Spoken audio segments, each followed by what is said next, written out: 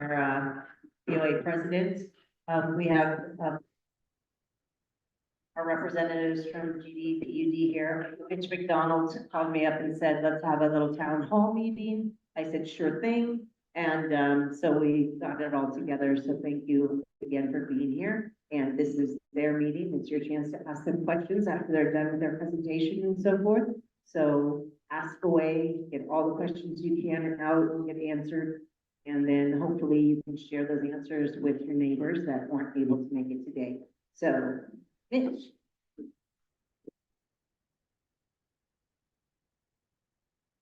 Thank you, Rick. Thank you, Rick.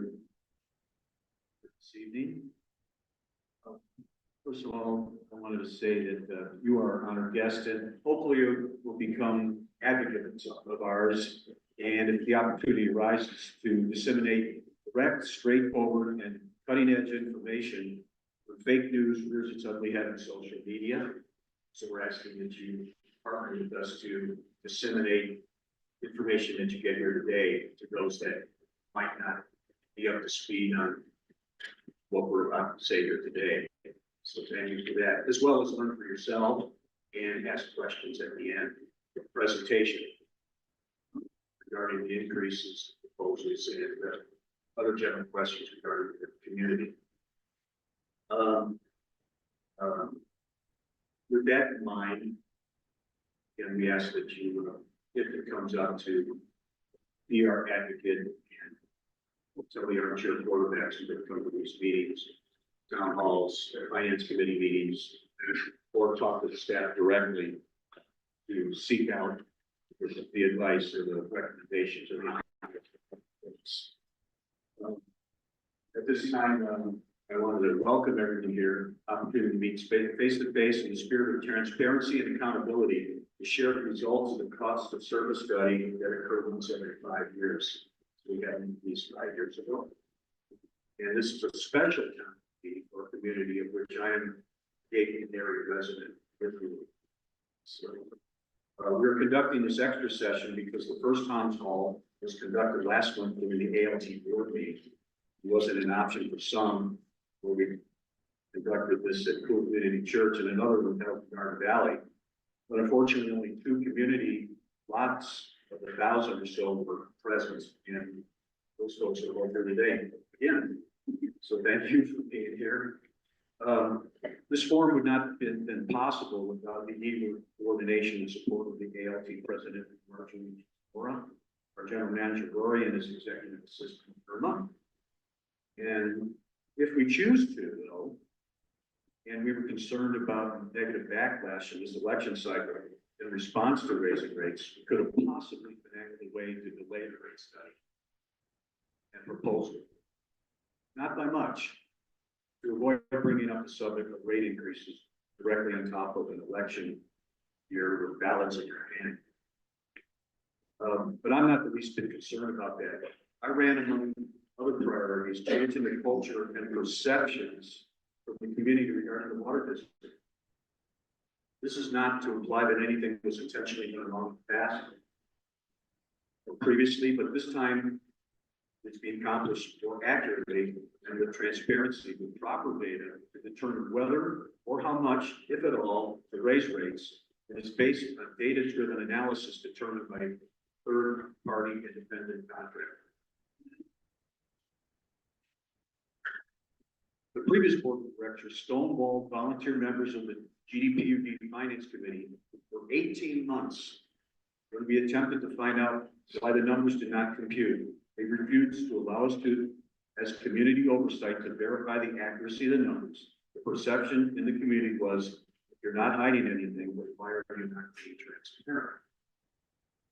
So finally, they went on as far as attempting to remove the 2 members of the Finance Committee, which were unsuccessful due to community backlash, and then eventually decommissioned our Finance Committee under the cover of COVID, so we couldn't meet, not even by Zoom, and then the Finance Committee was shortly banned thereafter, disbanded.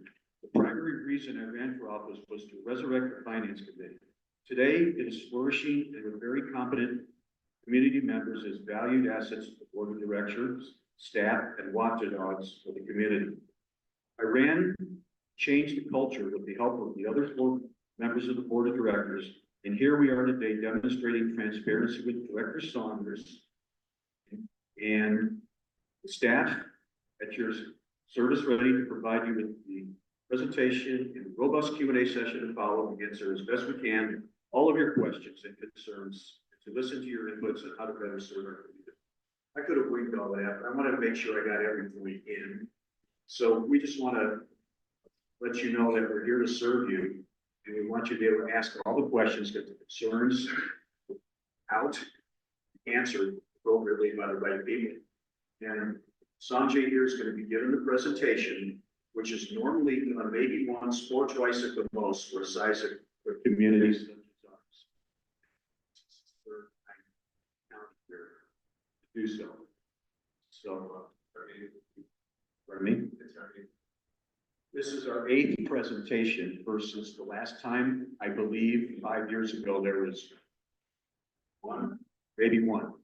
So this is everyone's opportunity to hear us out, ask your questions, and to basically partake in this today to learn all we can with the information that is available, the best information that's available. So with that, hand this over to Sanjay. Thank you. Good evening, everyone. Nice to be here. My name is Sanjay Gar. I'm a rate consultant. That's maybe too loud? No, that's good. Okay. So first, I'll start over. Good evening. My pleasure to be here. My name is Sanjay Gar. I am the president of Water Resource Economics, the firm that I founded. I have 25 years of experience doing these kinds of analysis. I've assisted over 150 different agencies in California and how you do this. I speak quite a bit at conferences, trade shows about how you do these studies, make sure that public entities know what the best practices are. I've also written articles, and I'm also a member of an association called the American Water Works Association. That is the standard. So it's sort of the lifeblood of what I do. So today's presentation, I'm going to be going over some information. I think Elizabeth is going to help me out with the next slides. And I will actually, I prefer maybe, there's a lot of new information on the internet, and sometimes some nomenclatures I may use or language that's not very clear. Going in the industry, we all want to have our jargon. So why don't you just interrupt me? So if you have a question during the presentation, raise your hand. Let's have a dialogue, let's have a discussion, because this is about you, it's not about you, just making sure you understand what we're doing. So this is our presentation where we're going to be going over the rate setting process, rate setting meeting that we've had, all the different meetings that we've had in our community. Then the legal framework and how we do rates, that's all the Prop 218. I feel like I'm blocking these individuals here, so we're good. Then we'll talk about the minimum wastewater rate, financial plan rate, and if desired, we can also talk about other items. One of the things that before we get into the nuts and bolts of the wastewater rate study, I think it's important to understand two concepts. First, we're talking about wastewater service. And if we just, go back a little and look at historically as human civilization, civilization is flat, mainly because of wastewater issues and also water. These are the crux of our foundation. These are the crux of how we live in society. And without these services, we take them for granted. I take them for granted. But any of you who've been to countries where this service is not necessarily available or readily available, it's challenging. You can see it. And so what we want to make sure here is that we have the service available in the community. The other thing I wanted to make sure we all understand is that this is not a tax. This is a fee for service. So a tax is something that's a general benefit, funds certain things like police or fire, or those activities are funded with taxes. This is a specific benefit to your property. So it's a fee for service, and because it's a fee for service and it's a specific benefit to your property, there are legal requirements associated with that property scheme, those voter initiatives. So this is a fee, like you cable, but with this fee, there is no profit. This is a public entity. There are board members. You vote for them. There's any profit sharing, there's all the money stays in this enterprise, which we call it enterprise, business, that funds for businesses. Okay, we're gonna go to the next slide. Now, as I said, if there's any questions, raise your hand. So, rate study process, how do we do a rate study? Well, the first thing we do is whenever we do a rate study, we ask ourselves, what are the things that we care about? What are the things that we need to change? Rate studies are expensive processes, for communities. So when we do it, I always want to make sure before we even start doing any analytical analysis, we really take the time to ask ourselves, well, what works, what doesn't work, what's easy for customers to understand, what doesn't make sense, let's change things that make sense. So we do that we call policy objective. And the second step is the financial plan. Financial plan is really about how much revenue we want to collect on an annual basis to fund this enterprise. Eventually, it's a business. There's cost there, there's operating costs, there's some chemical costs, eventually some costs with running it. All those costs need to be incorporated and understand and projected out into the future. Once we understand that, then what we call cost of service. Cost of service is allocation of cost that every customer pays its fair share. So remember earlier I mentioned that when we were talking about the fee for service, your rates pay for that. But one of the things with Prop 218 is that we can't have different customers subsidize other customers. We want to make sure everyone pays its fair share. So with taxes, we can do subsidies, of course, but the voters approve it.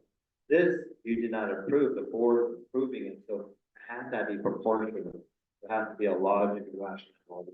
That's one of the reasons why the district hired a rate consultant, which is myself, to make sure that proportionality, that there isn't a subsidy in there. That's the step over here with the cost of service. Then we go to rate design, how to do it. And then we do a documentation. Right now, we're in the midst of developing the document associated with this rate study. It is very tedious, it is very lengthy. You may feel like I may be throwing a lot of information there so that people don't read it. But the reason why it's so tedious and all the information in there is because of legal law.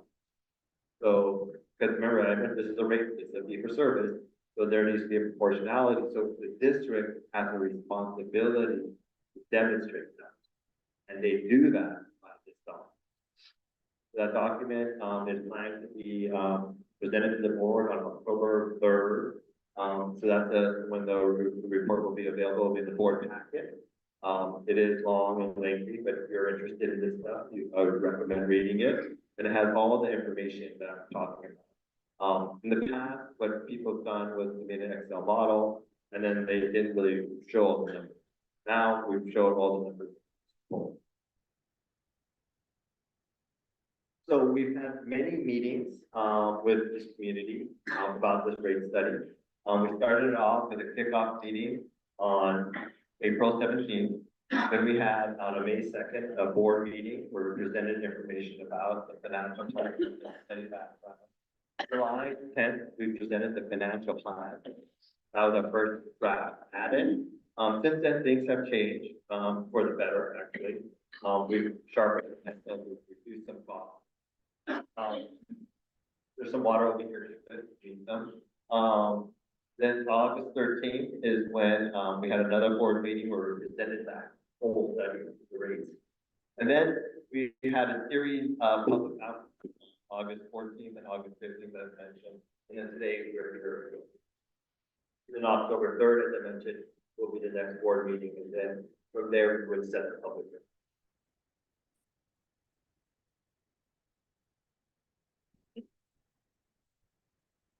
So, as I mentioned, Prop Position 218, that was a voter initiative. The Californians in the 90s approved Prop 218. And through a series of court cases, water and wastewater service is considered a property-related service. It sort of makes sense, right? Because we don't have water and wastewater service on a property, especially water, the value of our property turns to zero. We need to have those services in order to make sure our property has some value to it. With that, there needs to be a proportionality, and there needs to be a logic with it. So the other standard that we use is arbitrary and capricious. Another way of thinking of that is randomness and just sort of randomly doing things. There needs to be a logic. there has to be a story. So we work with the district, make sure we understand how this operates, the wastewater system. And then do the proportionality so that every customer pays their share. And then we recommend that you do these studies. You can adopt up to 5 years of rates, you talk to 18. That's the most cost-effective approach. You could do it less if you want, but then you're gonna have to do another roof study. So it's the most cost-effective. So now let's get into the wastewater system. I'm actually gonna turn next. Good evening, everybody. Thank you. If I can talk like this, can you all hear me without the microphone? Yes. Super. I hate microphones. My name is Nicholas Schneider. I'm the general manager here at Georgetown Divide. Just really quickly, I'd like to thank Margie one more time for allowing us to come in and do this. And just thank all you guys for coming out because as was stated by President McDonald, not a lot of participation has come from this community. And we want you guys to hear it from us. We don't want you to hear it from people who don't understand or don't know what's going on. Ask us questions. If you feel something is out of place, just raise your hand. We would be happy to answer it. And I'd be happy to stay after and answer. And then a couple other things, and he didn't introduce himself, but President McDonald has done a great job for this district over the last few years, just setting us up for this. And so we really appreciate him. And then we have Director Saunders next to him, who's also very, very active in the water community. So we have a great advocate in him. Alexis Elliott is our water resource manager. So she is in charge of your guys' wastewater system. She does all the permitting and she does all the basically studies and reports that have to go out. So you might see her out about, and then at the very end is Brian Rule. He is the gentleman who comes to your house, he inspects your tank, he visits with you, he talks with you. So we really appreciate him. And then one last, certainly not least, is Elizabeth Olson. She's our executive assistant who's behind the camera. So, but she does a great job getting all these stuff out. And she actually worked with Margie to set all this up so that we are here today. So I'm just gonna kind of give you a quick introduction to why we're here, a little bit of history. And then I'm gonna turn it back over to Sanjay to go through the numbers.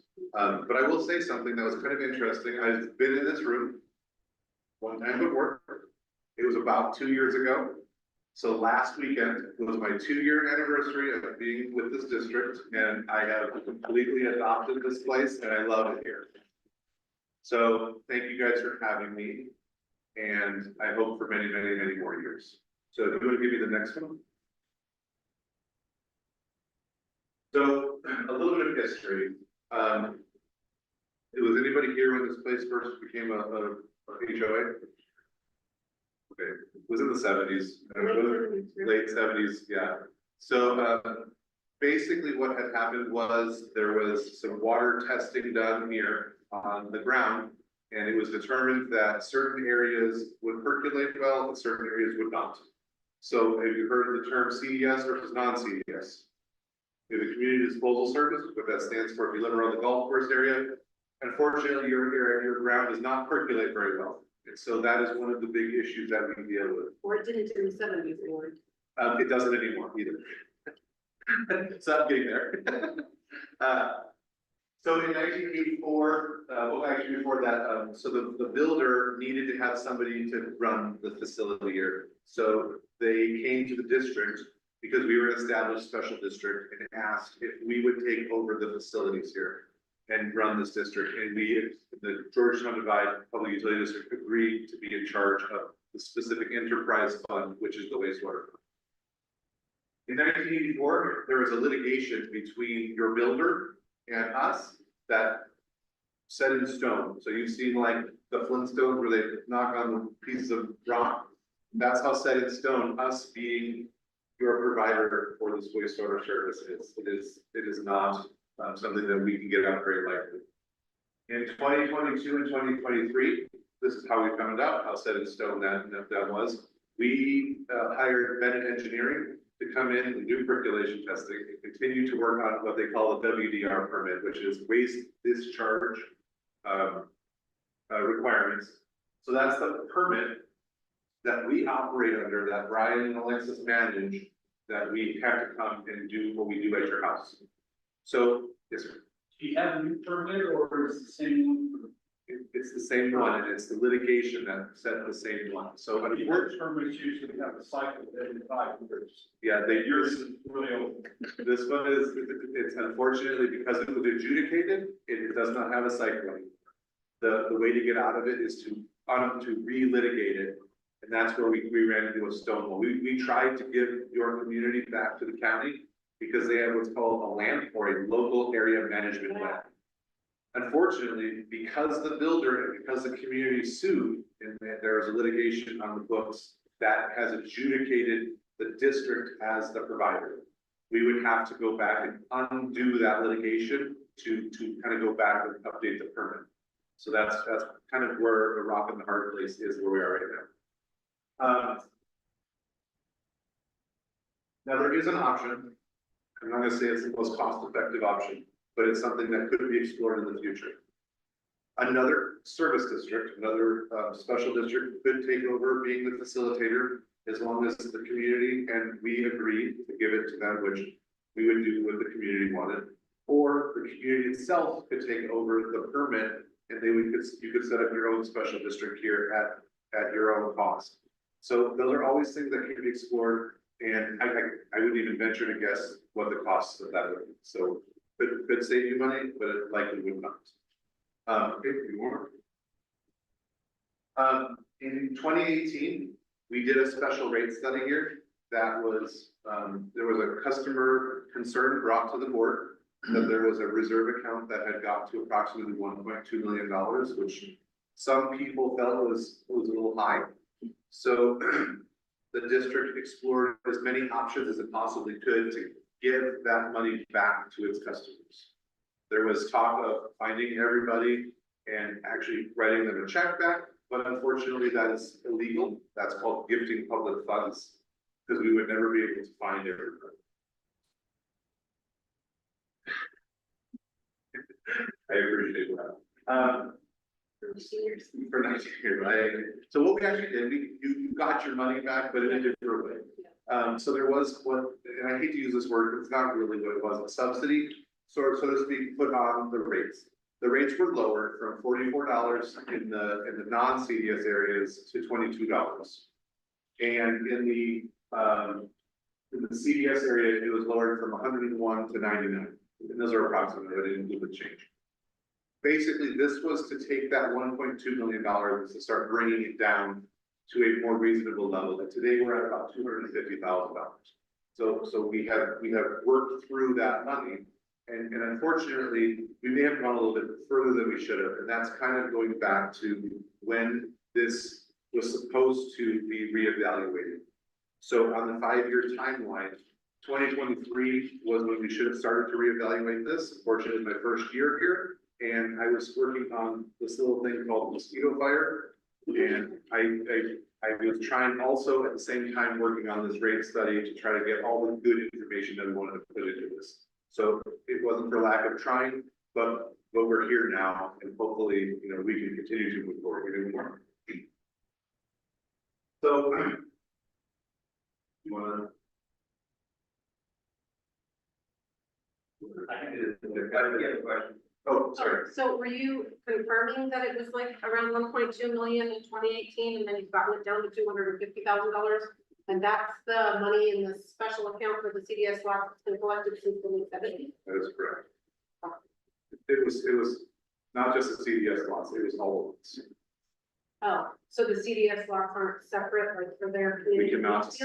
cannot separate them out. We are one enterprise fund. So all homes are under one WDR permit, you're in one enterprise.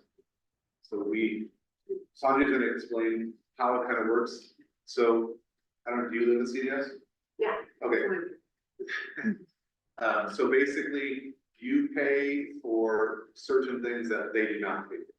Right. So you pay for the capital improvements. There's really no capital improvement that we can do outside of what you're doing. You have infrastructure to get the water from your property to the leach field. So there's a pump station, there's more work involved, and so that is still a plan. That's where the $250,000 is sitting right now. This might be a question for later, but has there ever been any like repairs on the leach field itself, and is Yes. there a repair area designated since it's getting pretty old? You say repair area, you say to move leach fields? Yeah, like if you want to include the bid. No, we're not gonna move the leach fields. And yes, there is repairs that have been done, and there's a repair that needs to be done. And we are searching for funding to do it, because I don't want to put it on the backs of the home. It's about $850,000. When was the last repair done, do you know? We just, last year we had, the. Guys, we had, this year, last year. Yeah, the thing that. 24, 23. So where, what date? 24, 23. And in 23, we did, we actually pulled out old pieces from the construction of this, from the builder, that were still done to the pipe. But the leach field itself, There's no real work that needs to be done on it. It's a pump station that the big infrastructure. There's breaks in the leach field that I have to repair all the time. They like it's awesome glass pipes, there's constant vegetation. And also in 2017, that we really had $50,000 credit we had with the storm. With the stormwater, the building was working out in the farm side. So we had to reflect on that. We was back in my mind, pretty old, so that really made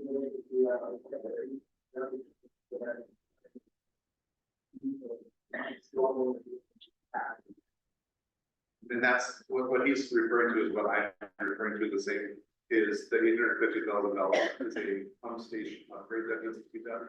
So that we can add more capacity so that we don't have, if there's a rainstorm, we have what's called,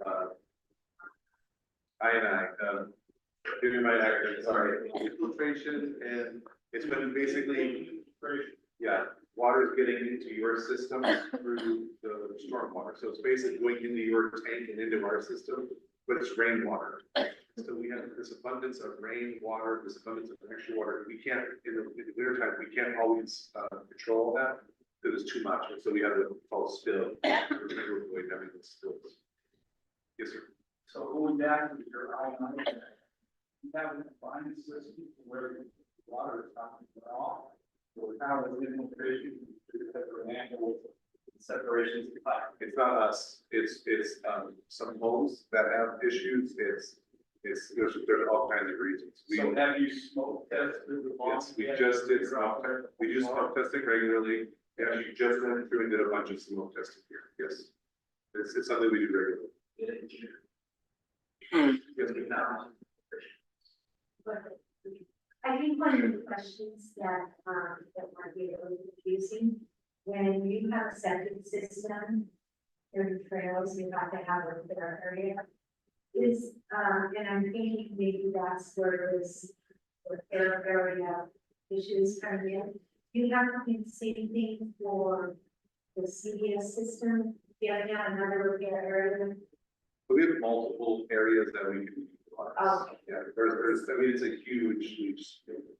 Okay. How many acres is it? 30, 40 acres, 50 acres? Okay, so, It's basically from the Grange to First Gate. okay. It's huge. So we have multiple infiltration points, multiple pipes, all kinds of stuff. Okay, sorry. So that, with that 1.2 million that we don't have anymore, that would pay for these things, but the problem is that non-CDS people pay too much into that. That's the problem. Sort of, yeah. In a really general way, yes. Are we under different, different restrictions because there's going to be a lake next to us? So I did too much, I actually. I mean, my thought, there's nothing to do. So the old litigation and all the stuff started with the DOA at the state and the developer in 71. The end of that like dam was 75. And so I think that's kind of what started it, was when we laid red property. But everything happened after 75, so, I mean, the final stuff, was after 75, that's when things started. Because outside of AOT, what I'm hearing is the reviews and stuff, they said, nobody else has these Correct. inspections that we have. There's one other community in El Dorado Valley that we know of that does it, but I don't know where the differentiation came from, because we maybe stopped the lake project and continued with this, but everything in our people were just history of anything else damn project, but that's like smart, I only kind of look into it. And the years are little too close for the influence, but the major issue was when they came through and developed, they thought there was gonna be X amount of lots, but they were gonna be able to live. So they did the urban bands, they came down to why there be less lots, how high water level. And I think they continued with it because most of the water will be easier, whether it's from our home or anything, either with the Nickabaugh Creek or in multiple surface water creeks that always here. So we're still a headwater source, they want,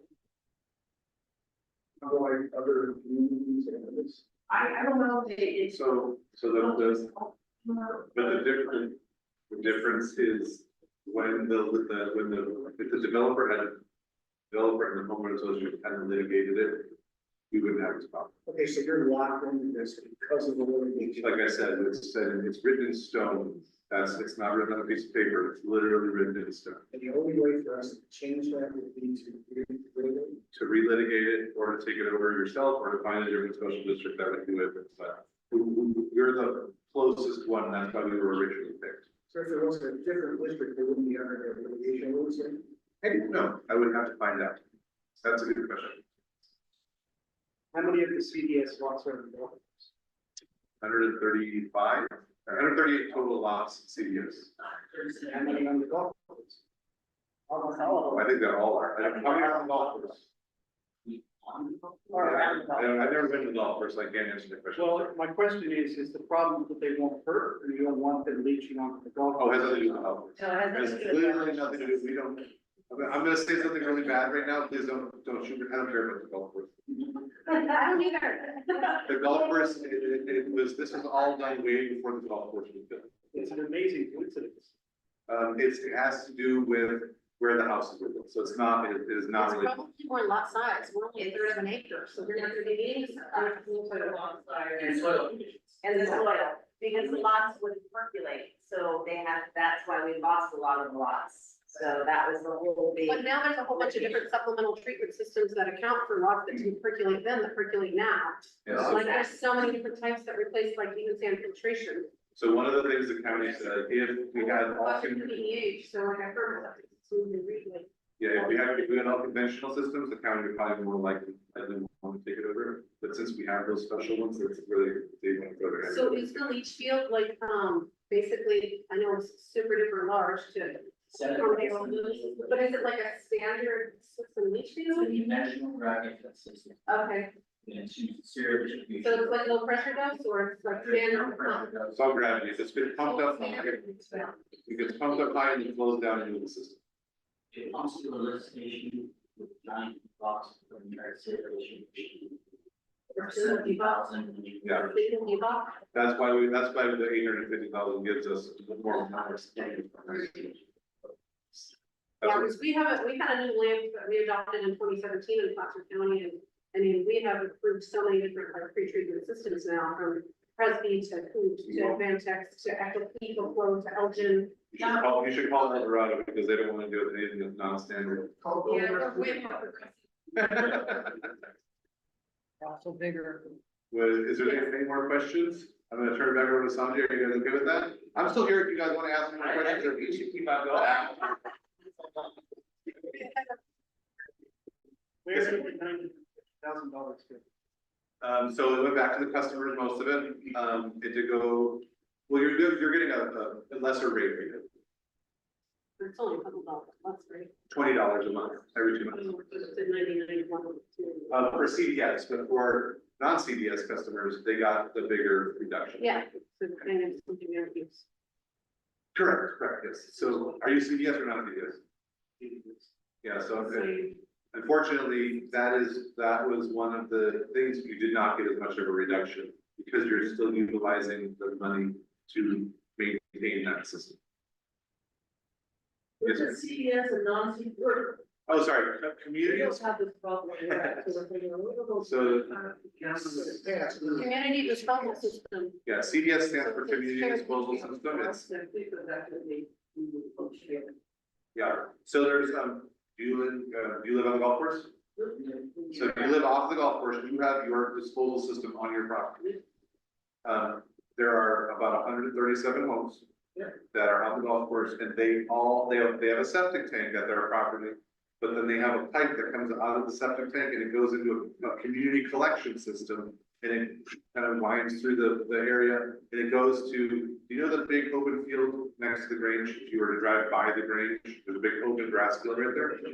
There's, that's where the CDS leach field is. So they take their leach water, gets pumped up, and then gravity flows into that area right there. That kind of explains that PIC for bill.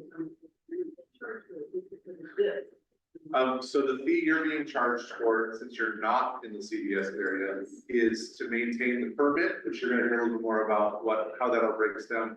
And to do the inspections that Brian and Alexis have to come out and do. So those inspections, which I'm sure Placer County doesn't make annual inspections, I have a septic tank, go to Placerville, I don't have to have my annual inspected.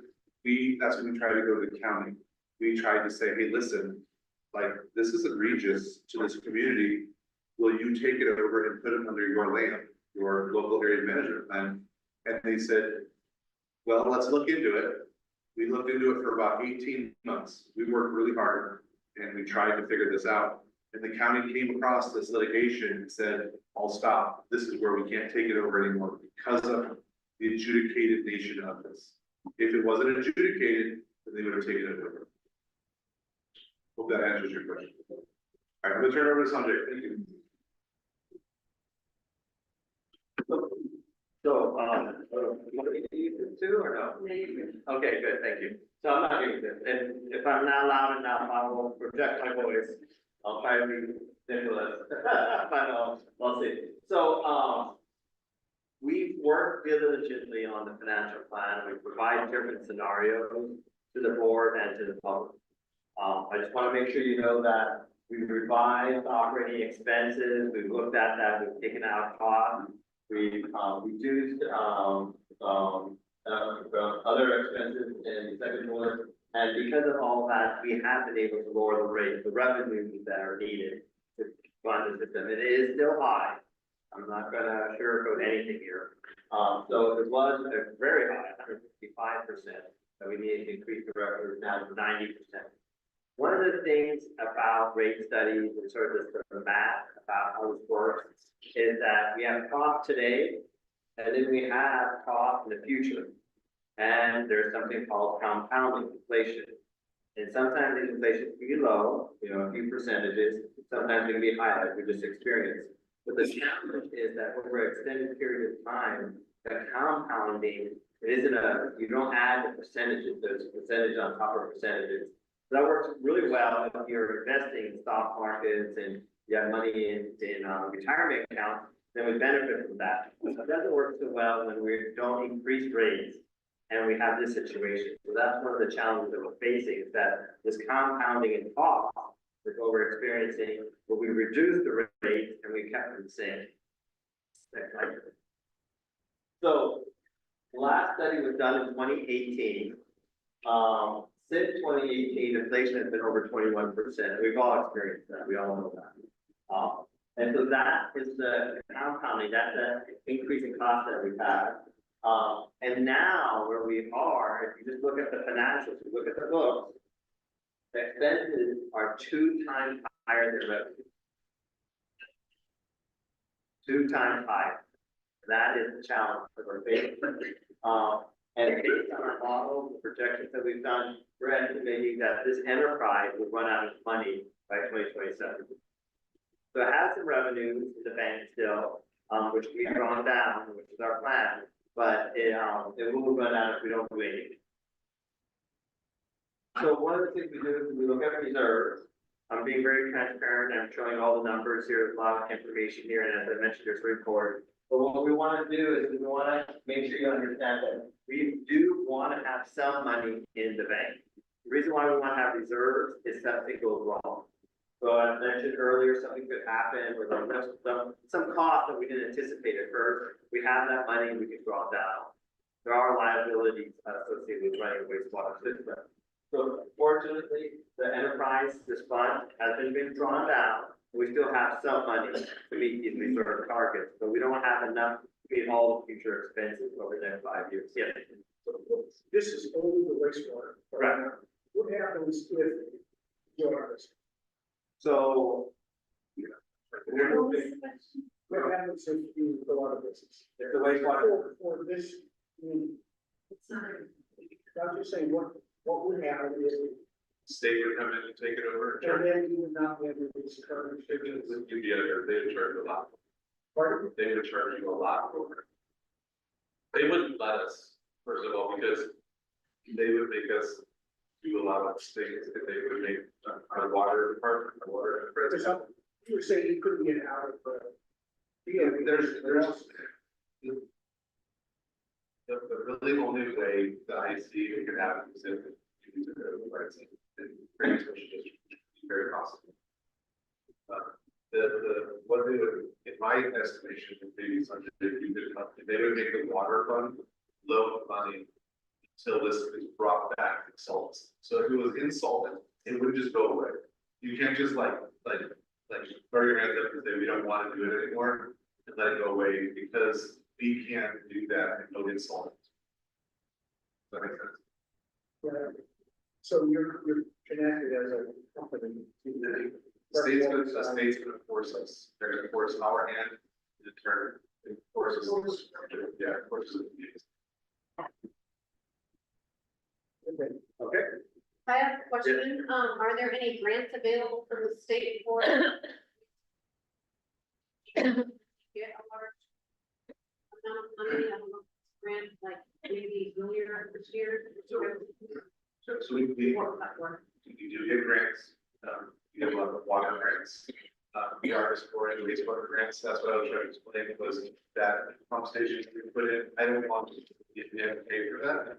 But we need to include that in the rate study, that is something that Alexis and I are working on finding a grant stuff. That would be outside of the rates. Do you think that that's fair to you guys, will be fine for them? And what was the last money?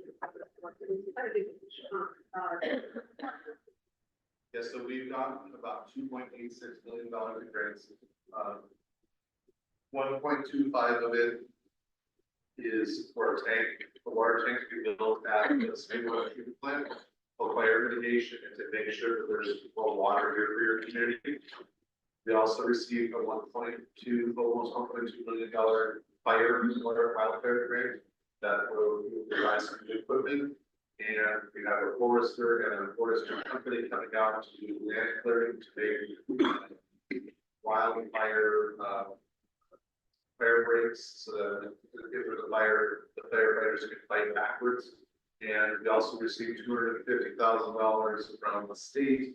That was for generators for this community. Angel Camp tank, sorry, there's about 5 or 6 homes that don't have power to go out, we couldn't get water for them. So the state gave us money to put a generator there, and there's 3 other locations throughout the district that we have the same similar thing. And then the rest of the money went to go to AMI, which is automatic metering infrastructure, which is when you pay for water smart, and you use water smart, or you get real time alerts. And so, We use very little water. so if you had a leak, we would be able to tell you that you had a leak, because we would see some change in your water or a consistent use of water. And so that's this automatic metering infrastructure actually reads your meter every 5, 10, 15 minutes and sends data to us so that we can give you better real-time water. So that's the grants we want. We also have a couple that we're working on for tightening the nail out of the upper area so that we would have infiltration of this sediment from fire.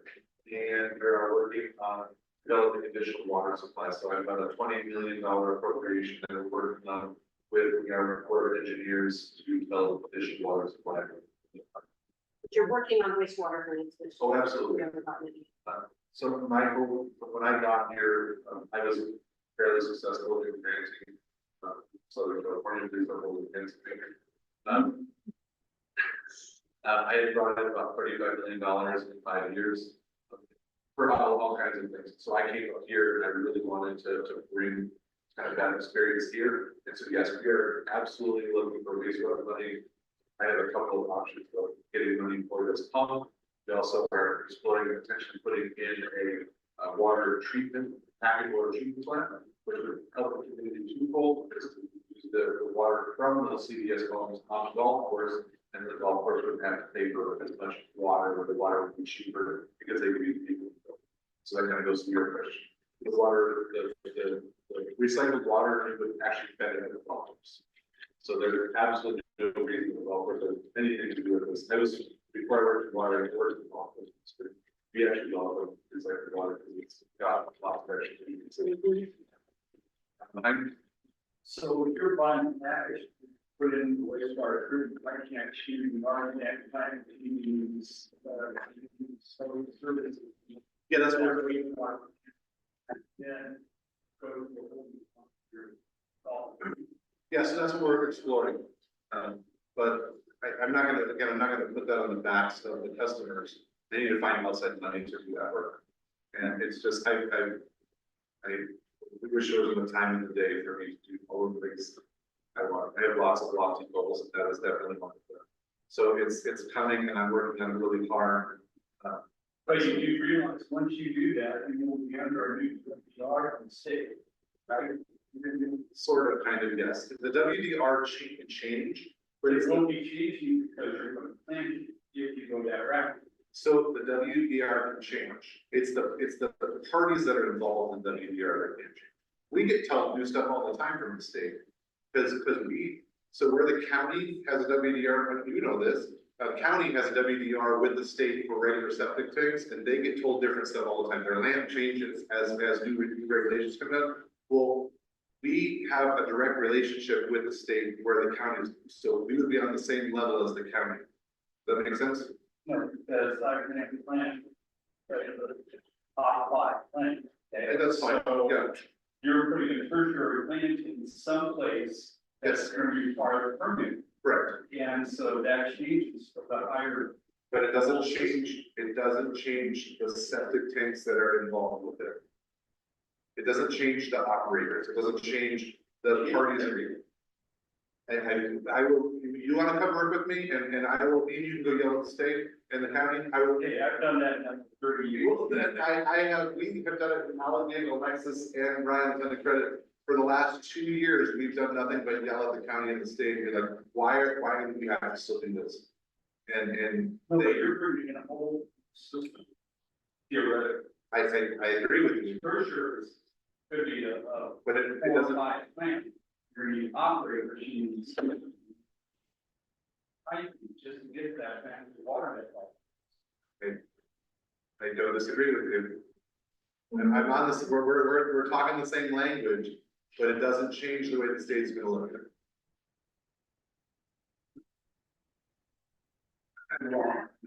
You're all. Then sir, I welcome you to come help me.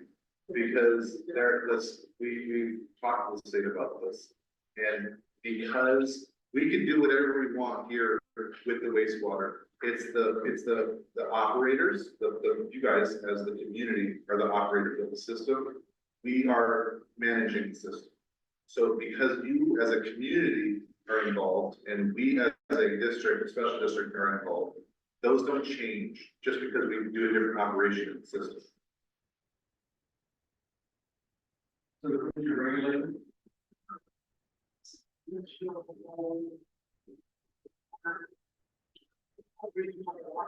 Well, you're out in region 5, I don't know if you regulate, so you got John or Vicky, who's your regulator? Who's the person Who is your region 5 regulator?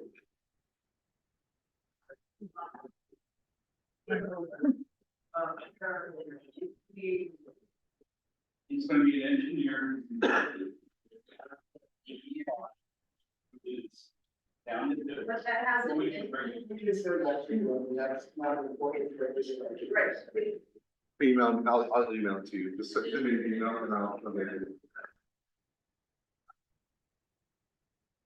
Okay, so we're gonna continue on, and we're gonna, I'm gonna use the expression I heard, we're gonna put a pin on it. Okay, let's keep on going.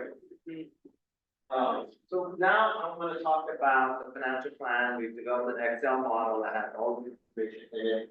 We've developed graphs associated with it. So what we're showing you here is the capital expenditure, as mentioned, there's some the first couple of years.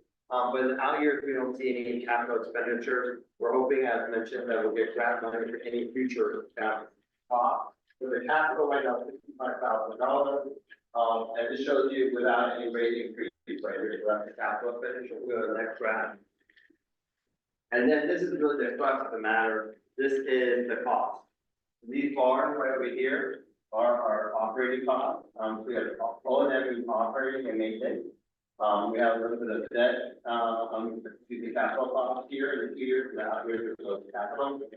And then this line right here is our revenue. So as you can see, the revenue are approximately a little bit more than $200,000. Our expenses are around $500,000. That's the challenge here. We need to have this line ideally above these bars. Cover all of them. We'll go to the next slide. And then we show you the ending balances. So as I mentioned, we do have some ending balances here. This is the cash in the bank. This is our reserve target number one. In 2026, we're below it. And in the out years, we're negative. And in this scenario, if this would occur, then you would have to borrow money from water funds, and then that would have to be paid back. So this is, of course, not sustainable for the enterprise. Yes, sir. The 21% inflation you showed has caused you to be less than half of the revenue which you need. No, 20, that's one factor, and there's a couple of factors that played out. It's a bit hard, when we go looking at the past, how we got here. You know, that's the question, how did we get here? And that's like almost like an audit that needs to occur, how much of it is associated with the refund, how much of it is associated with the increase in cost.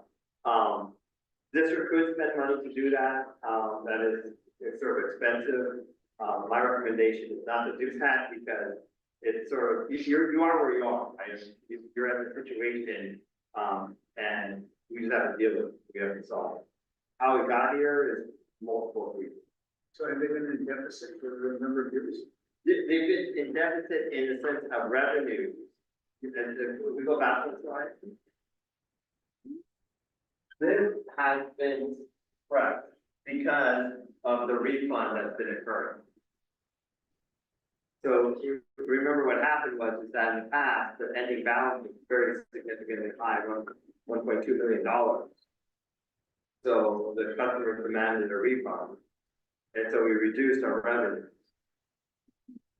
And so that's what happened. And then one could argue that maybe we overextended that refund. What should have occurred is a phase in of the refund. So the refund should have been, instead of having like because it breaks down completely, we should have slowly maybe put the gas and slowly increase rates instead of being in this situation where we're.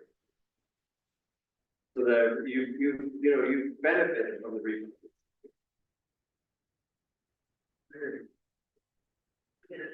Yeah. This started with 2025. Are you telling me that the 2024 revenues were over here? No. You were getting a refund, the refund occurred from 2019. So if we go back, this line and this cost would be lower, but this line would have been the same. No, So you're not exactly following. Are you saying the dramatic guidance of that bar is strictly from inflation? It's from the refund. There are two things here. This line is low. This line in the past was high. or you received a refund. Now the line is lower. This bar was lower because of inflation, and it's been going up. So So those two of us on the things. CDS lots received a refund of $20 every other month since 2019. From your thing? non-CDS. CDS lots only on up to. $2. $2 and change every other month since 2019. Yeah. 99 is $1 or something. 2019. I don't know exactly. Yeah. Okay. Barely remember, because it was $2.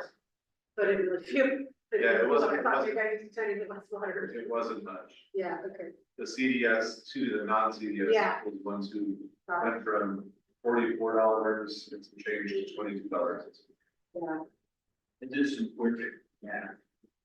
Approximately how much over and above tax didn't need to be taken out to get us time where we are now, deficit. Mhm. It came to 400 plus $500 over a period of 1 or 2 years, for 800 lots to get us, what was it, hundreds of thousands of dollars. That we credit, they overextended the time period of credit. So now.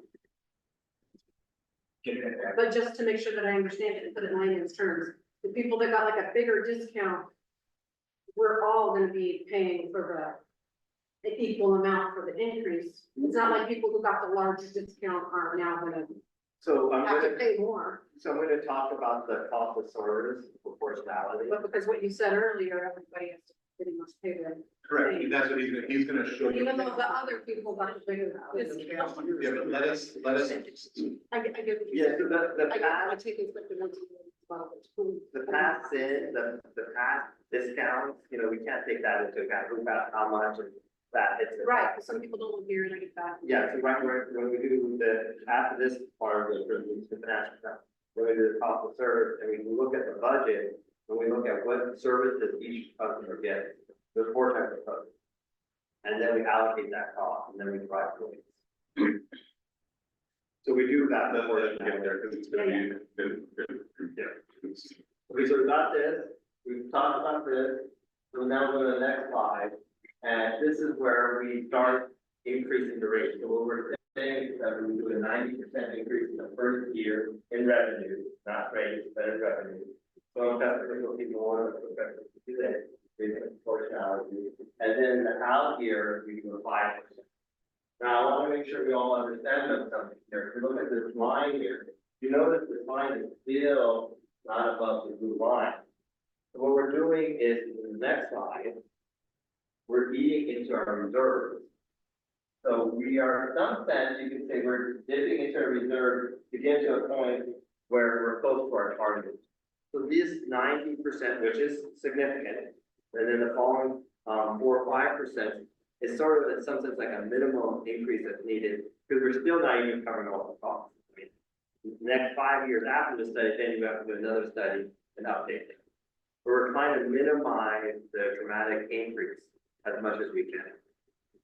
I want to emphasize that. So there's some pros and cons with that approach. I just said it benefits customers now, because it's not so much of an increase, but there may be an increase in the year 6.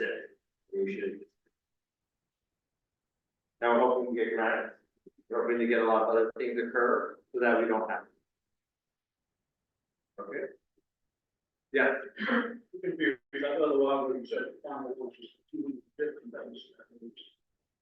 The 200,000 is the target that we want. It's a reserve, that's a reserve, it's a special reserve account, it's not the fund balance. Special reserve account. Yeah. Yes. And now it's, we're projecting in, this year, 2025, it's around 550,000. So we haven't spent anything from the special reserve, getting the debate. We have spent in some projects, but in general, most of the money has gone back. $120 a year, $600 per customer, times 800 customers, it's like $4,000. It's about 1,000, it's about 1,100 customers. About 4, 7. I mean, but other costs have gone up, some material costs have gone up, salaries have gone up, there are other factors that have taken this. Correct. So we're. That's what's on that. Yeah, we're eating into it. There's several factors that are eating. Remember, these are maximum not to exceed numbers. These can be lower than if there are grants and other things that this man is bringing into the district. That could offset that, and we have the option to, in the future, next year, year after, to lower. But this is worst case scenario. It just to kind of piggyback on that. We're not just doing this and you know, ramming this through, continuing with the increases. We're going to continue to look at these numbers. We're going to continue to make sure that we have solid numbers. We're going to, look at year 3. Do we really need to do another 5% increase, or are we good where we're at now? So we continue to look at this. We can actually, the way this works, and he's going to show you the rate numbers. Those are like I said, our ceiling numbers. We go up to, but we can reduce those at any time. So if you feel like there's too much money in that reserve account is getting too high again, then the board can make that decision to reduce those rates back down with it. We continue to work with Mr. Gar and making sure that we are going to be financially stable. Did you notice earlier that it's at 150% only, right, down to 90? That was caught in the last few weeks. There was some adjustment made because you noticed something in the calculations that was inaccurate. And before this rate study is completed, now it's finishes the process, we made that adjustment right here and now. So we could do that again after this is all completed in the next 5 years, if we get more revenue or find other needs over the rate. But we just happened to catch that from 50 to 90 in the last few weeks. So just to let you know, we're on it. Okay, so let's go to the next slide. So the next part, we talked about the financial plan, which is how much revenue we want to collect on an annual basis to meet our reserve target over the next 5 years. Is now looking at the rate structure and the proportionality. We're not suggesting any changes to the rate structure, but we are looking at the different types of customers that we have. There are 4 main types of customers. There are the CDS customers that are developed lots and undeveloped lots. There's the non-CDS customers that are developed lots and the undeveloped lots. And each one of those customers should bear a certain cost. So what we've done is we looked at CDS O&M, non-CDS O&M, permitting costs, and CIP costs. And we've allocated those costs to those appropriate customers. So, for instance, the CDS customers develop lots, they should pay for the CDS O&M. And they should pay for the permit and CIP. The undeveloped lots should only pay the permit and CIP. The non-CDS customers should pay the non-CDS O&M and permit. The undeveloped lots, we won't pay for the permit. Is there any questions? What is the O&M stand? Thank you. O&M, sorry, that's my jargon that I use. That means operating and maintenance. The budget of staff and having people working on it. And then the CIP is capital improvement plan, so that's large projects that are typically more than $5,000 to $10,000. Stuff that we have to plan ahead for. So that is kind of going back to your CDS customer. Really, the only infrastructure and capital improvements are on that side of the house. So there's no capital improvements for the non-citizens. There's really not heavy, all we're doing is inspecting and maintaining the front. Yeah, because they're maintaining the relationship and That's correct. I don't know, operation. Okay, so I'm going to move on to the next slide. So then what we've done is we've looked at the operating budget, we worked with staff to identify these different cost components, and we've developed these what we call unit rates, where we have the CDS O&M cost, we have the permitting cost, we have the CIP cost, we have the non-CDS O&M cost and the permit cost. You know, the permit cost is the same for everyone. We had these are the rates without that revenue adjustment. That's the current rate. It's what we call a cost of service or the realignment of the rates. They look very similar to your current rate, but they're just a realignment based on our calculation of what they should be. They're not the rates, they're the right way. They're the right. I couldn't pull up my most recent bill Now you pay $99 and some change here. for that part, that. Correct. I want to see all the wishes. So that's the only thing you pay for the way to see this. So water is, Small, $40. yeah, but you're also paying for the supplemental fee for the water treatment plant. You pay for your base rate, each month, so that's $60. But the base rate is 60. Yeah, then this is the wastewater rate is $99.77. What is the other rate, $97?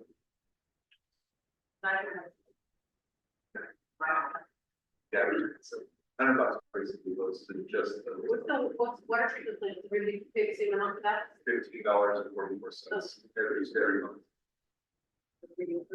every month. So it's $30. Help people understand this, German community. You see 150%. 90%. These numbers, that's just a subset of the total of a lot of different costs. So my personal feel for this 150 to 90% decrease from the increase. On my $200 a month, $50 a month, $250 under non-CDS line. Well, with this adjustment, I think it's going to be closer to $35 or $40 there. Just so you know, it's not 100%, 100. It's going to be about a 20% overall increase, maybe non-CDS line. CDS line being closer to 30-ish. I don't know, but it'll be going through the numbers. So let's go to the next slide. So now this is, we've done the financial plan, we've done that proportionality, we add those two together or combine them together, and then we get the rate. So this is the rates that the board would be considering. This is the rates that are developed in the report that I mentioned, that will be, the board will receive on October 3rd, they're just receiving it. And then these will be the rates that would be in the Prop 218 notice. And then the public hearing is scheduled, potentially in December. And so these are the current rates, right over here. And then these are the proposed, rates with the 90% and the 5% increase afterward. These with Prop 218, you can put in, the board, if the board adopts them, the board could always implement them with law. And so the idea here is that you look at this, you forecast, you're conservative with your cost. Do these, and then you hope for something good to occur, such as grants, something else occurs, and then the board could consider implementing a law. But again, these studies are expensive, and if you don't want to, there's time and effort consultants, there's time and effort board, it's your time. It's ideally we do this every 5 years. We adopt these rates, and then we can decide whether we can pivot in this people. Yes. Have these rates been lowered a bit from the last town hall chart? Yes. Yeah, about $40, $45 for not the CDS, and about $18 to $20 for the non-CDS. Because this one was higher, this year was much higher. Now it's I think you have it. I think that you'll see, I think we should be better. we're going to the My next. question is, Yeah, now, this is just, you've heard about this. So your CDS customers are not getting double, but us that have both got the bill are getting double. Why is that? Well, a lot of the discount that happened originally, it was towards you all, and so, So now we're gonna suck it up and pay it back. yeah, it's one way of looking at it. Yeah, so it's like, because I'm going to go, wow, you. It's double, it's more than double. You can do the math. On that portion bill. Yeah, So we're gonna talk about 150%. Yeah. What I'm looking at is, when you look at the cost of service, we go back to, you know, start back through, it's not good. That's the number. That's basically what's happening, so. Yes. We give back that really much. So before the discount was given, the rate was $44 and some change. So we're generally, like he stated, we're back similar to that same scenario. Why is the CDS customers not covered? Just because they didn't together this, right? So when I did the analysis, we didn't look at the prior, like what happened, we did what or that, we just look at the budget. And we look at the cost of providing that service. Then it's really based on that. We actually break down every line item of the budget and you allocate to this, like that same chart with the X's. You say this line goes to this chart, this side, this goes to here, this is permanent management. We actually look at every expense. And I'm so just that, wondering, because it was correct. You have to, you pay the money, you don't see it, right? And that's cool. Because I understand the $137, $137, but the other 800 people, they only don't see guys on that frequency basis. Yeah, you see us once a year. And then it's double, so I'm just, it's just, the math of the thing. For us, not really helpful. So there are things that are being done behind the scenes, and so that you don't see us. There is work on the permit, we do have to do reports, we have to work with the state, we have to do studies. There are things that are being done that you just don't see us, and I apologize, that you don't see us. Yes, So I think the question we help clarify is there more work for the CDS that's correct. people than the non? So why are the non-CDS people paying a higher percentage of the meetings? If there's less work, Yeah, but if you look at, they're paying a lot more money. So they're paying 3 times. they're paying the money because there's no cost. That's correct. System. Yeah, but the expenses, can you go back to the slide with the dollar, no, the axis, okay. This is the axis. Yeah, totally, that'd be great, Brian, why don't you come up here? So. Sorry,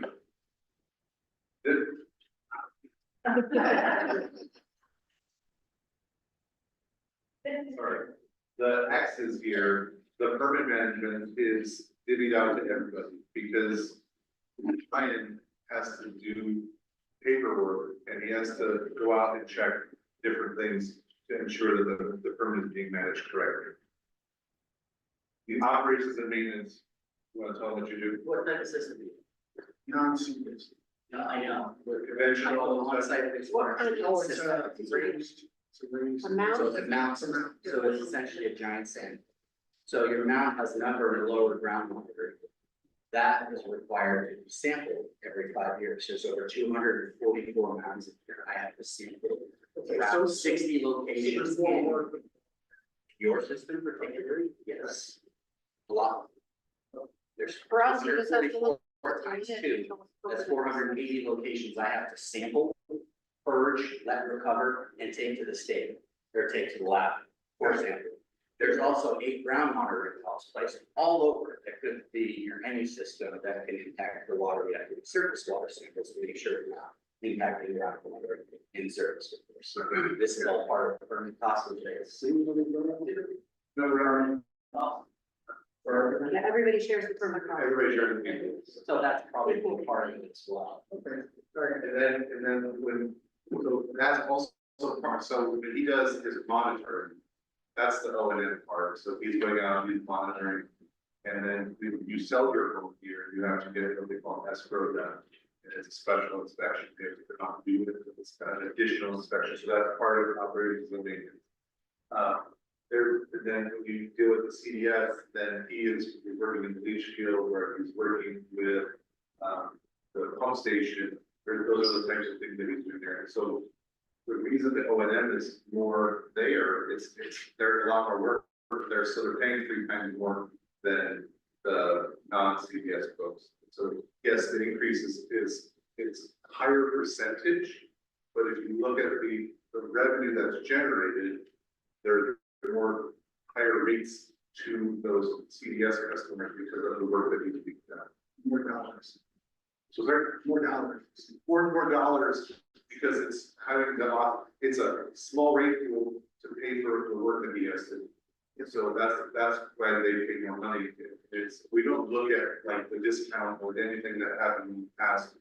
We just look at the bare dollars. This is what we have to do to maintain the system. This is how much we have to provide. What services we have to provide. How do we make sure that it's fair for everybody?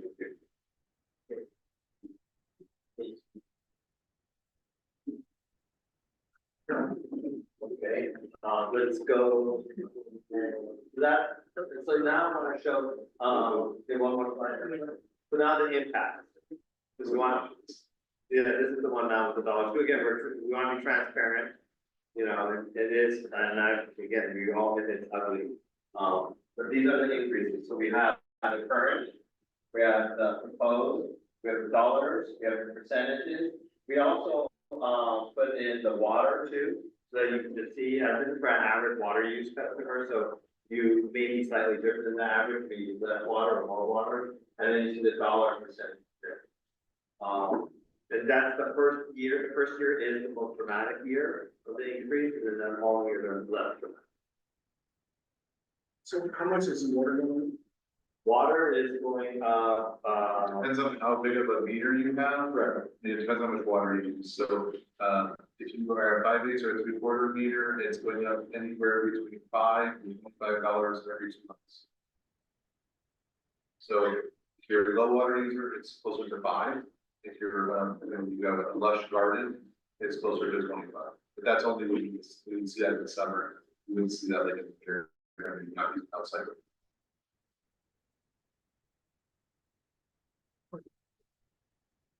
is there any other questions on this slide? I think we're almost, yeah. Right, I just, you talking about winters, I had heard that because there was so much water conservation, you have fixed costs, that it's caused a rate increase. You're not selling enough water. Is that true? No, our water sales are consistent for this time. It's, that's, we're actually not doing this because of any kind of conservation, we're doing this because, we've not had any rate increases for several years, and we need to just catch up to where we need to be. That's why we also do the rate study. We find out what the operation, the maintenance, and all the expenses are, and that's what we basically focus on.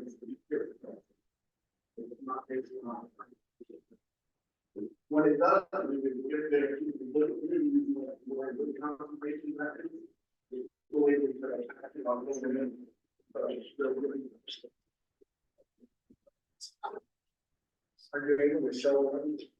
So we are, we're looking to do water transfers, and anytime we move the comments that we have already down going, we're planning on moving to these every 2 years. So there's been a couple of years in. And with the, and that's not going to be. We're into. Online projects. That's down the road. Let's go to the next slide. So that's it for this presentation. So I wanted to just, I do have one more slide that I can show you, but before I do that, any of the information that goes into this report, it's all on a website. So you can go and look, that when the report is finalized, before it goes to the board, we'll have it up there for a draft for you all to review. So we're trying to be as transparent as we can possibly be. All of this, the website is on our website. You just go to gdpud.org, and in the big banner that flashes across the top of the screen, it's going to say cost of service analysis website. You just click on that. It has every piece of report that goes into this. So anything that we sent to Sanjay and his team to do work, it's all there. It has the whole rate study, it has our budget, it has the asset management plan that we've done. Anything that was anything to be put into this model is in there for you all to review. I'm gonna just show you, can you go to the last slide? No, you gotta read. If you have to do it off of this presentation. Yeah, we're just gonna click through. We have a hidden slide that I was gonna show for, This is the question that you asked, Carolyn, you still here? Okay, sorry. There. So this is what, oh, keep going. Oh, wait.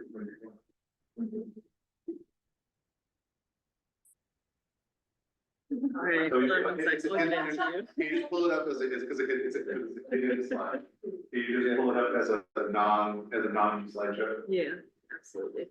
It's the question that you asked. I wanted to show you what, originally was when you saw the presentation, on the side to what it is. So what's the timeline? Are you hoping to, if everything like goes through and So the next step January 25 or? is January 1st, 2025. The next step is October 3rd, the board will receive the report. So if you unhide it, you just right click on it and unhide it, you can make it bigger. We did click on the slide. No, right here, hit it, click right here, right click right here. Then go to unhide it. And then you can make this photo. I'm so serious, I have to redo this. Hit F5. Mm, Or you can hit right here. Okay, so this is kind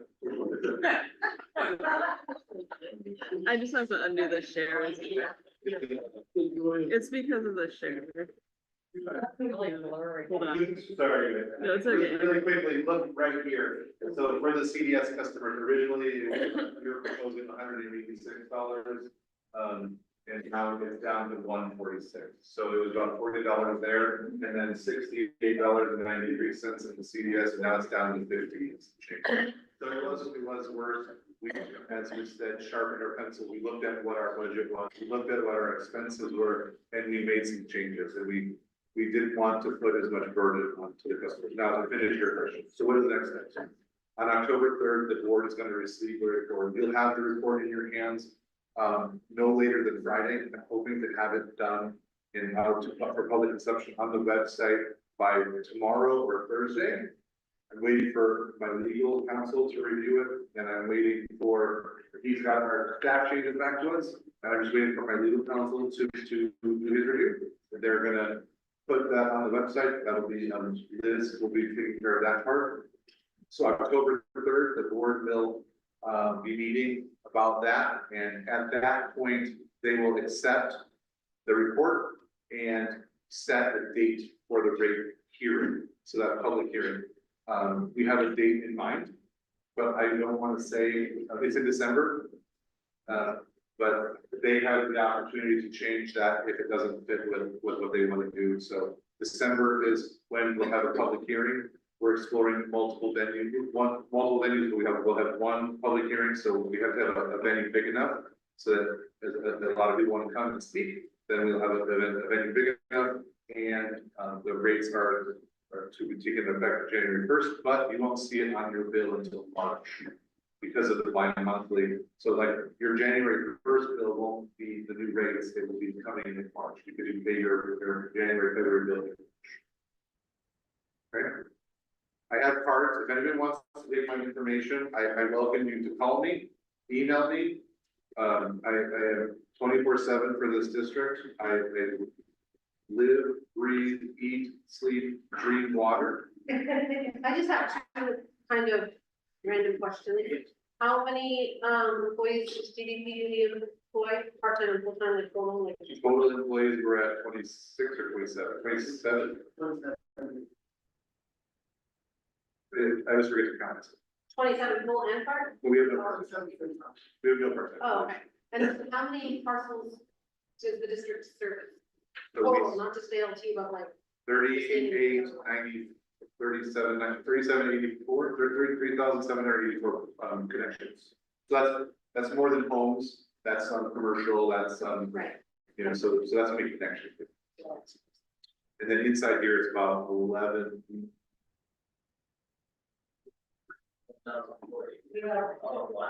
No, the ALC, what is it? 1,104 developed lots? 1,000. No, we have 11 About 80 lots currently.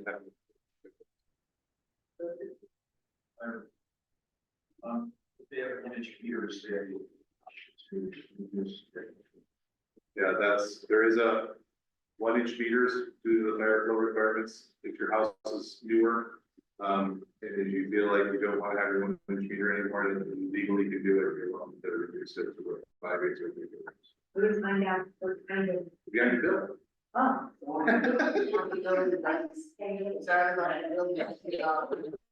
Yeah, you can. Those are the right show the size, you can't put the slash, but 58 and 5, 8, 34. So that was the part we put on our. Also trying to put on the, all the different things, this is the supplemental, trying to have all that down, so we can. Oh, then it can. Plus, put it up on your water meter, boom, right. And then, you asked a question about supplemental fee, and I'll just give you a heads up. We are actually looking to reduce the supplemental fee for the treatment plant to all of the residential customers, anybody who is a 5/8, 3/4 meter, which is 92% of our customers. So, that's why I keep saying those numbers. From $30 currently to about $23. So don't quote me on the change, please. Change. But it's 20, so about $7 less in the supplemental fee that you'll be paying. Because other meters have the opportunity to use more water, they're gonna have to pay more for that water treatment. Yes, ma'am. Oh, you might want to mention that you are increasing the low income Sure, yeah, I can do that. discount for people. So we have a low income rate assistance program right now. If you qualify for it, you can currently get 25% off of your base rate, which is $15.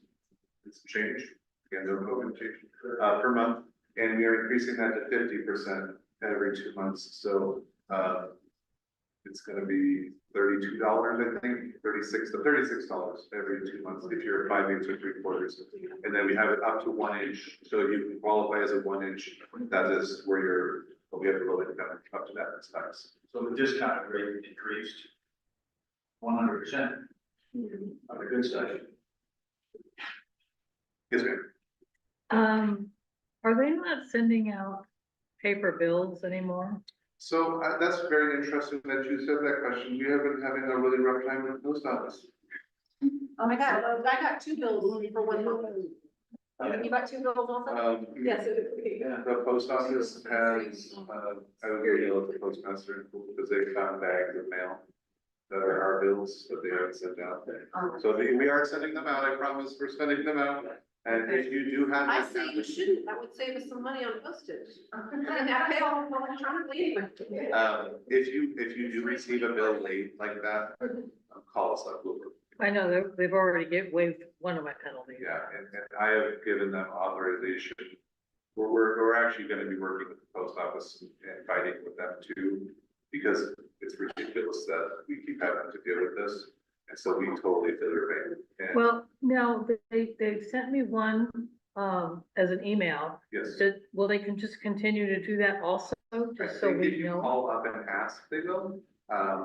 So I would just make sure, but yes, we do lots of electronic billing. Okay, and one other thing that I happened to mention to him, and apparently we had a glitch and somebody forgot to turn off the water, so I got this partial message, voicemail message. Okay. Partial because it doesn't seem like it pays attention to the fact that when when the voicemail activates, it Yeah. says, "Hi, you've reached Dorothy, please leave a message at the beep." Okay. And so all those seconds that, which is not very much, they immediately start yakking. And so I missed part of the message. And so of course I got it at night on a Friday when, so I actually found a emergency number. I thought, well, it's not really an emergency, but I was kind of freaked out because it was saying I may have a leak. Yeah, a leak called Stephanie. Anyway, and so, the guy actually called me back, Our on-call operator. yeah, and I said, well, I don't, it's not really an emergency, but it says I may have a leak and, I don't know what to do, and I think that's what the message was saying, but Sure. I only got a portion of the message, so. So I'll give you two things, and I did see your time, so I didn't come. Okay. Two things I'll give you. Unfortunately, technology is bad. The way those systems work is when they actually don't turn on until you say hello or here's something on your end. And so it doesn't know the difference between a voicemail and a person answering the phone. Okay, So, but the thing I can offer to you is call the district or even come up if you want to come visit with us. I'm very friendly. We're all very friendly. We love to have you. We can actually set up on your phone a push notification so that they will actually send it to you so you can read it. You can read the notification as opposed to hearing the phone call. And same with the email, we can get it sent to your email directly as well. What's that? So you could ignore it that way. Yeah. well, like I said, it was like a Friday Yeah, evening, and I was like going, oh my God, if I have a leak, geez Louise, and I didn't have a leak, I just had a forgetful person. If you have a So, leak in the future, we do offer one leakage consideration in 3 years, so we do a credit of 40% off your bill. If you have a leak, not Stephanie, though, not a leak named Stephanie. I have had one leak though, but it was weird because it didn't show up for a year after the fact that the pipe was broken. Yeah, so it must have held together long enough to then something must have happened. I don't know. I know we get a little bit of earthquakes. Maybe at that point it separated slightly and then it started to leak. Did you go to the leakage? No, because I didn't really it never leaked that much, Okay. but it was, so the guy came up and took him forever to find the stupid leak. It was way up the pipe from where it was showing. Yes, ma'am. Consecutive check our water usage in real time. Yes, What's the app? it's called Water Smart. Water Smart. Yeah. Okay. And so, you can call the district or you can, and it's on your bill, how to access it. Okay. And what it will do is, so this is the first community that got that capability through AMI. And not everyone has it, so you can at least see what your water usage is in almost real time. But it will be 92% of the whole community, the whole divide will get real-time water usage. And so that's how we can know if your water is leaking or not. And we can actually, we can know when you turn the hose on outside, we can know when you turn the hose off. It'll actually go like this, your water usage kind of goes like this. So if I leave the water on for the horses bucket. Yes. And it overflows, will it? Yes. It will? Yes, it won't do it like, it'll do it like in like a day or two. Oh. And that's really expensive, by the way. Yeah, it has to see a pattern over several hours. Oh, also one other thing, Nicholas, I hear you're kicking butt and taking names on Miles, thank you. Yes, thank you. I am doing that. Yay. And again, we make it easier. So that, can you imagine trying to get out this information on social media? Or those that One more question. They like to complain and they don't want to go and listen. You guys talked about doing flushing the fire hydrants. Yes. Is that still a process and how far are we along? Yeah, so we flush them, we are required to flush them every year. Right. You guys may notice a couple of the fire hydrants that are bagged, and I'll explain that. So we had some fire hydrants that are obsolete now. Oh, okay. So we can't get parts for them anymore. And we are ordering them, we're gonna be ordering 10 fire hydrants, and we're gonna be coming through, we have about 6 throughout the district that are non-operational. And it's in our plan to make those, to correct those. Okay. But you can look onto the website and look up your address. We added on, you can look up, and it'll show the last time that Thank you. What about the, ones that are buried, the fire hydrants? Buried. Yeah. Well, they're Up- not up all, to- yeah. So it's just the top of the shoulder. They dig them out. Yeah, we dig them out. Yeah. Well, this one hasn't been dug out since we've lived here for 6 years. It's on Sweetwater. Send me your address and I'll look into it. Well, it's on Sweetwater. So. Maintenance sometimes will dig them out also, so. There's You might have to say, Our maintenance guys sometimes dig them out. it's one of our. I'm just wondering if this is one of the ones that's obsolete. So there are other water facilities that could not be ours, but I'm not gonna say anything. Let's call, let's take a look at it. I'll drive up myself and look at it. So call me. Now, for the person that asked me the permit question, so one thing to remember, this is the last thing you guys see, it's the customer service study.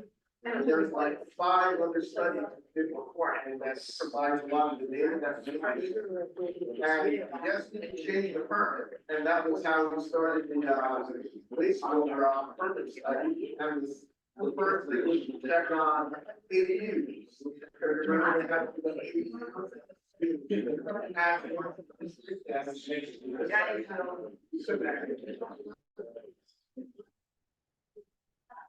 Are there any more questions? Any more questions on it? That's it then? Concludes discussion. Thank you very much. Okay, if you guys don't have any more questions, then, thank you all for coming. I do have a couple of cards, so if you want one, let us know. If you didn't get your question answered, go ahead and send an email.